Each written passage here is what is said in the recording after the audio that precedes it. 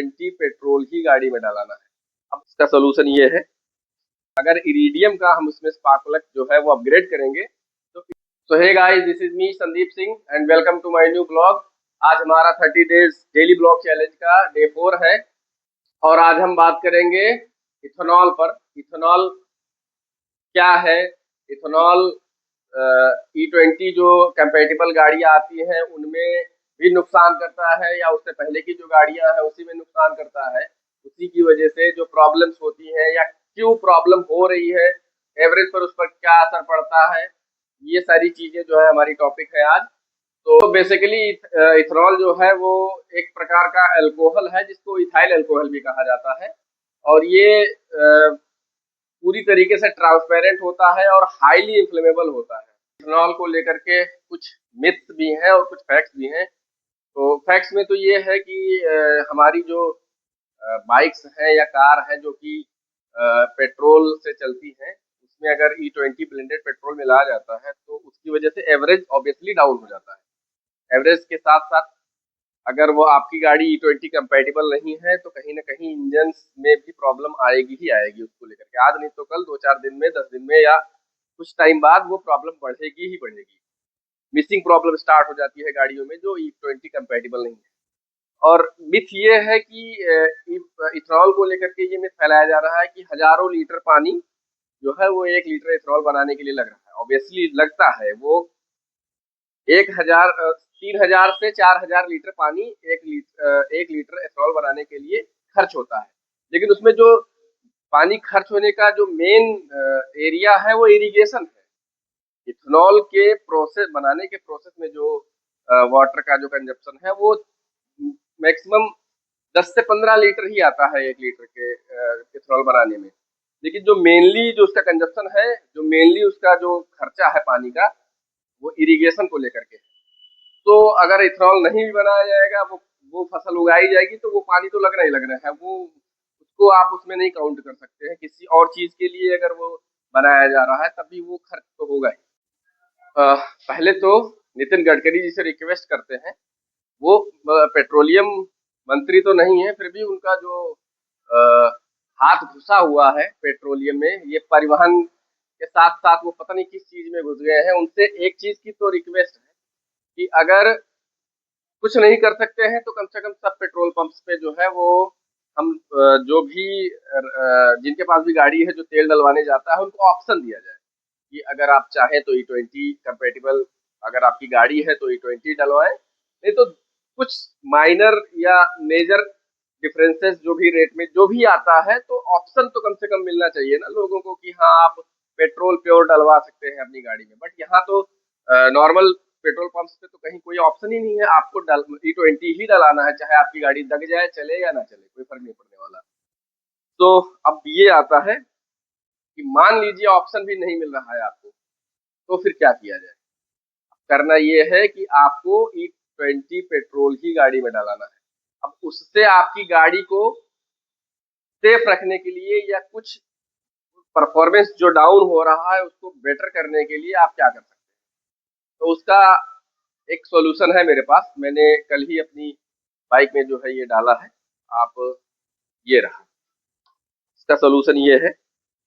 ये बाकी other companies का भी आता है, ये कोई प्रमोशनल वीडियो नहीं है। ये मैंने मोड्यूल का डाला हुआ है क्योंकि मैं इसमें जो भी ऑयल वगैरह है, चेन स्प्रे वगैरह, वो मोड्यूल का डालता हूँ। तो कॉम्बो में आया हुआ था। तो ये पेट्रोल का जो पंप है, मीन्स जो फ्यूल पंप है जो टंकी में लगता है, उसमें जो फिल्टर लगता है उसको ये क्लीन करता है।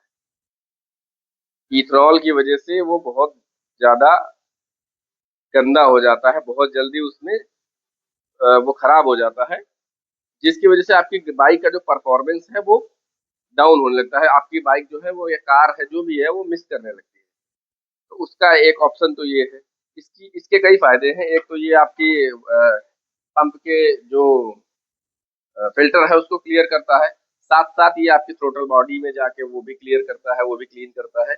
और ये मतलब एट द एंड जो है धुएं के थ्रू बाहर निकल जाता है। इसको डालने का तरीका ये है कि ये 5 लीटर ऑयल में 5 लीटर पेट्रोल जो कि E20 मिक्स ही होता है, उसमें इसको एक ये जो शैसे आता है इसमें 50 ml होता है, इसको पूरा डालना होता है और ये आप हर 2 से 2500 किलोमीटर पर रिपीट करते रहिए। तो आपकी गाड़ी, कार है या बाइक है, वो इथेनॉल से जो होने वाले नुकसान है उससे सेफ रहेगी। एवरेज में उतना ज़्यादा फ़र्क नहीं पड़ेगा, एवरेज भी अगर आपको थोड़ा-सा इंक्रीज़ करना है तो उसके लिए आपको इरिडियम्स के जो है स्पार्क प्लग लगाने पड़ेंगे। नॉर्मली गाड़ी में जो हमारी गाड़ी एजेंसी से आती है, कंपनी से आती है या फिर बाद में भी हम लोग अगर इसमें स्पार्क प्लग चेंज कराते हैं तो वो नॉर्मली कॉपर का ही आता है।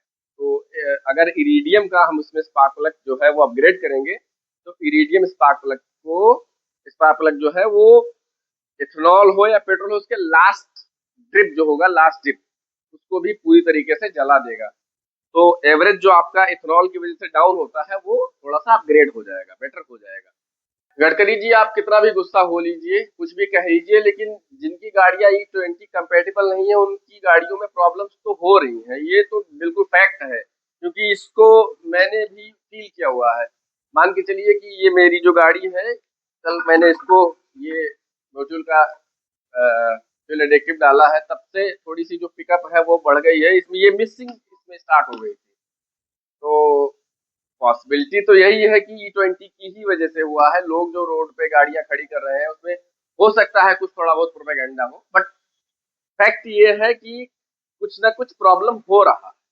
इतना ज्यादा मतलब सारी गाड़ियां जो है वो E20 कंपेटिबल नहीं है। जो E20 कंपेटिबल है, जिनको कंपनी ने या एजेंसी ने जिस उसी तरीके से बनाया है वो तो फिर चल रही हैं, लेकिन पुरानी गाड़ियां जो भी हैं उनको दिक्कत हो रही है और उसमें कोई बट नहीं है। नॉर्मली जो गाड़ियां एजेंसी पे लोग लेके जा रहे हैं कि मेरी गाड़ी E20 की वजह से खराब हो गई, और वहाँ पे एजेंसी पे जो सर्विस सेंटर है, वहाँ पे जो इंजीनियर्स हैं वो ये बता रहे हैं कि E20 इथेनॉल की वजह से गाड़ी नहीं खराब हुई है, गाड़ी खराब हुई है कंटेमिनेटेड फ्यूल की वजह से, या फिर जो गाड़ी की जो टंकी है उसमें पानी होने की वजह से।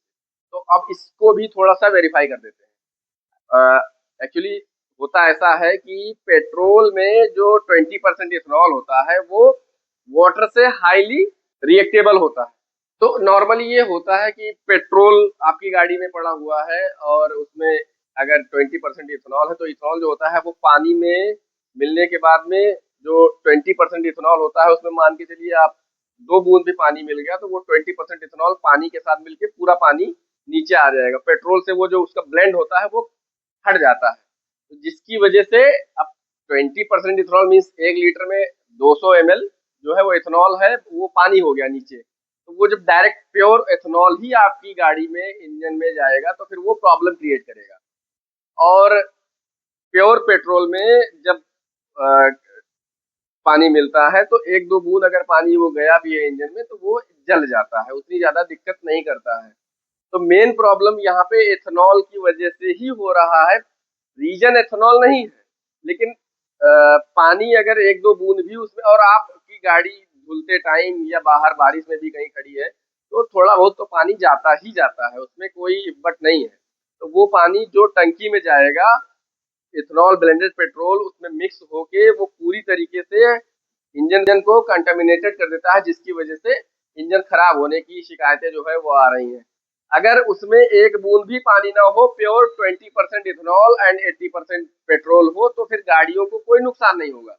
आई होप कि आप लोगों को ये वीडियो जो है वो समझ में आई होगी मैं क्या कहना चाह रहा हूँ। मेरा बोलने का और बताने का तरीका थोड़ा कैजुअल हो सकता है, लेकिन जो मैंने बातें बताई हैं वो बिल्कुल पूरी तरीके से रिसर्च है, फैक्ट है।